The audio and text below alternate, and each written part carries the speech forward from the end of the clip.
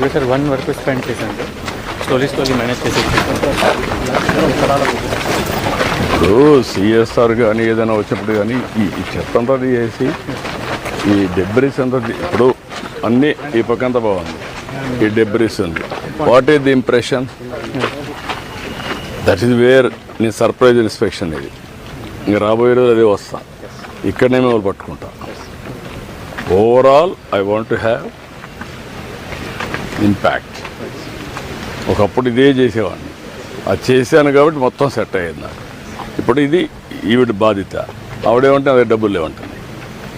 Superintendent how to make use of money. ఒక advisory committee, దానికి advisory committee ornamental. చూశారు కదా ఇప్పుడు, everybody is asking what is my power, nobody is bothered what is my duty. Duty కానీ జ్ఞాపకం ఉంటే ఈ powers అన్నీ సద్వినియోగం అవుతాయి.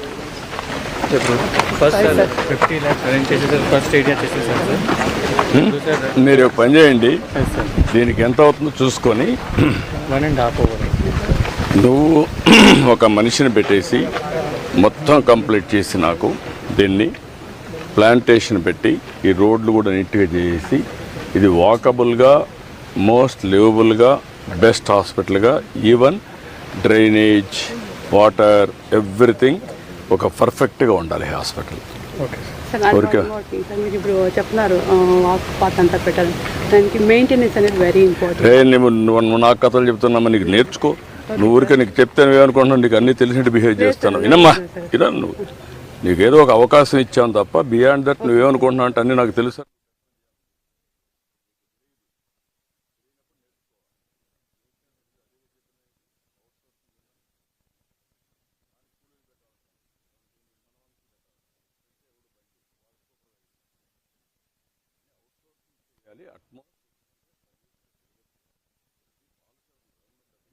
ప్రతి ఒక్క ఎక్విప్మెంట్ కూడా సిటీ స్కానింగ్ పెట్టారు, అవుట్ సోర్సింగ్ పెట్టమంటారు.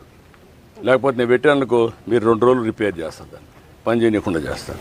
ప్రైవేట్ కూడా వస్తారు.